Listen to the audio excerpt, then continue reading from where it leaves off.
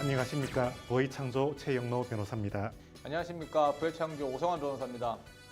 오늘 또 유익한 정보로 여러분들을 찾아뵙겠습니다. 오 변호사님, 오늘 주제는 뭐지요? 이번 방송의 주제는 저는 아파트 경매 이제 하지 말라라는 그런 주제입니다. 그래서 제가 아파트 경매 하지 말라고 굉장히 얘기를 많이 해요, 사람들한테. 그럼 뭐 하지요? 아파트 안 하면? 아파트 말고도 많이 있죠. 우리 변호사님께서 저번 시간에 말씀해 주신 뭐 특수 물건도 있고, 저희가 이제 저희 방송을 쭉 들으시면 아마 돈 될 만한 그런 물건도 굉장히 많을 거예요. 네. 그런 것들을 저희들이 다 설명을 해줄 거고, 쉽게 설명할 부분 쉽게 설명하고 그럴 건데요. 특히 아파트 경매는 왜 하지 말라고 그러냐면, 아파트 경매를 하지 말라고 그렇게 얘기를 많이 해요. 그래서 사실 너무 쉬워서 그러나요? 그렇죠. 사실 저도 굉장히 입찰을 많이 했어요, 솔직히. 저도 입찰을 굉장히 많이 했는데 대부분 떨어지고 대부분 시간 낭비죠. 시간 낭비라는 건 결국 네. 많은 사람들이 쉽기 때문에 너무 많이 하니까 결국 낙찰받을 확률이 낮다, 그런 뜻도 있겠지요. 네네. 그 이유에 대해 설명을 드리면, 일단 나만 쉬운 게 아니고요. 네. 전국의 그 경매인들한테는 다 쉽습니다. 네. 다 쉽고, 아파트는 또 가장 큰 쉬운 이유가 시세 조사가 굉장히 쉬워요. 그렇죠. 아파트는 시세표가 쫙 나와 있지요. 네네. 인터넷에서 뭐 조금만 검색을 해보면 시세는 금방 알 수 있습니다. 그리고 아파트는 그 비슷한 물건들이 굉장히 많기 때문에 얼마나 거래가 되고 있고 이 아파트가 시세가 얼마인지 굉장히 뭐 100만 원 단위까지 맞출 수가 있어요. 그래서 굉장히 좋은 지역에 어떤 아파트가 나왔다. 그러면 그 가격의 시세는 경매인 모두가 알고 있다고 생각하시면 됩니다. 네. 그리고 또 그 아파트는 또 뭐 거리뷰나 이런 걸로 보면 옆에 주변에 어떤지 뭐가 들어오는지 인터넷 기사를 쳐보면 뭐가 어떤 호재가 있는지도 모두 다 알 수 있어요. 그리고 하다못해 뭐 부동산을 찾아가서 몇 군데만 물어봐도 부동산에서 브리핑을 다 해줍니다. 여기 무슨 뭐 고속도로가 뚫리고 이쪽에 뭐가 생기고. 거의 정보의 평준화. 그렇죠. 온 경매인에 대해서. 네. 그래서 많은 사람들한테 다 공개가 까발려져 있는 정보다, 그런 네네, 뜻이 되겠네요. 맞습니다. 저번 시간에도 변호사님 말씀해주신 뭐 그 유치권 네. 그런 것들도 좀 의미가 있는 거죠. 그래서 경매는 그때도 말씀드린 것처럼 목적은 싸게 사는 게 목적이에요. 그렇죠. 싸게 살 거 아니면 굳이 경매할 이유가 그렇죠. 있겠습니까? 낙찰을 받는 게 목적이 아니고. 그래서 예를 들어서 저희가 굉장히 뭐 많이 물건을 보고 있는데요. 강남에 있는 아파트, 아니면 뭐 GTX가 들어오고 있는 근처의 아파트, 아니면 지하철역 근처에 있는 아파트들을 보면 굉장히 고가 낙찰됩니다. 보통 감정가를 뛰어넘는 경우가 대부분이에요. 그 아파트는.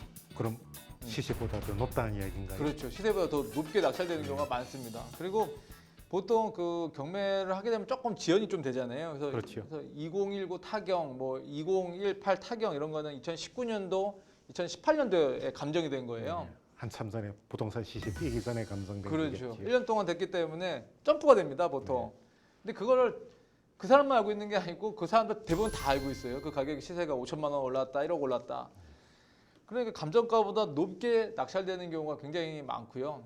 그래서 이런 것들을 공부를 하다가 이제 경매를 계속 입찰을 하면 나 왜 떨어지지 맨날 그렇습니다. 그래서 아파트 경매 한 10번 입찰해서 10번 떨어지면 기운이 빠져요.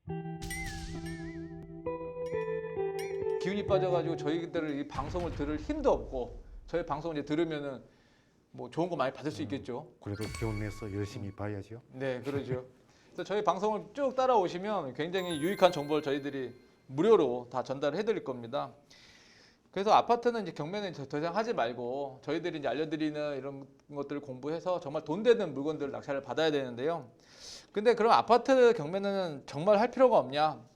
근데 받아야 되는 물건들이 몇 개 있긴 있습니다. 그걸 조금 제가 말씀드리면, 몇 개는 아니고요. 그 이유가 있는데요. 어떤 분들이 보통 받냐면, 저쪽 지역의 아파트를 너무 매매로 받고 싶었는데 매물이 없는 거예요. 매물이 없는 건데 운 좋게 경매로 나온 거죠. 그러면은 그냥 매매로 샀다 생각하고, 그냥 시세 주고 산다. 시세 내 주고 사고. 원하는 물건을 산다. 그런 그렇죠. 뜻이겠네요. 아니 파는 데가 없으니까요. 네. 그냥 시세 주고 사고, 그냥 명도에 대한 고통을 조금 감수하고 네. 그렇게 사는 거죠. 그리고 또 하나는 자기가 가진 돈이 충분하지 않다. 근데 저 아파트가 사고 싶다. 근데 대출이 매매로는 조금 안 나온다. 그럴 때는 경매로 또 시세대로 사고 경매로 낙찰을 받으면 대출이 매매보다는 잘 나옵니다. 그 이유가 뭐죠, 변호사님? 권리관계 쫙 정리되니까 그런 거 아닌가요? 그렇죠. 네. 권리관계가 아주 깔끔하게 싹 지워지기 네. 때문에 더 이상 뭐 할 게 없어요. 거의 백지 상태가 돼버리죠. 그리고 또 은행에서는 경매 물건을 조금 더 공격적으로 대출을 많이 해줍니다. 그래서 대출을 받기 용이하기 때문에 시세보다 아니면 시세보다 조금 더 주더라도 낙찰을 받는 경우가 많아요. 그리고 다른 사람들이 잘 받지 않는 지역의 아파트, 근데 내가 거기 실거주를 할 거다. 아니면 너무 대형 평수래서 거래가 많이 이루어지지 않는 아파트다. 근데 내가 거기 살고 싶다. 이런 아파트는 시세보다 조금 싸게 살 가능성이 좀 있습니다. 크게 인기는 없지만 나는 네. 내 마음에는 드는 그런 물건들. 그렇죠. 네.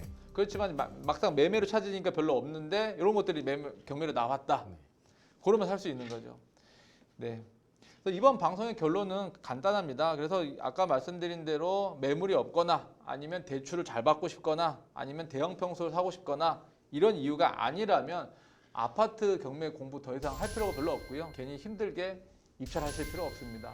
그냥 저희 방송 쭉 따라오시면서 변호사님께서 알려주신 유치권이나 또 뭐 법정지상권 그런 거 알려주실 거죠. 네. 그런 거 쭉 따라오셔서 이제 좋은 거 낙찰 받으시면 될 것 같습니다.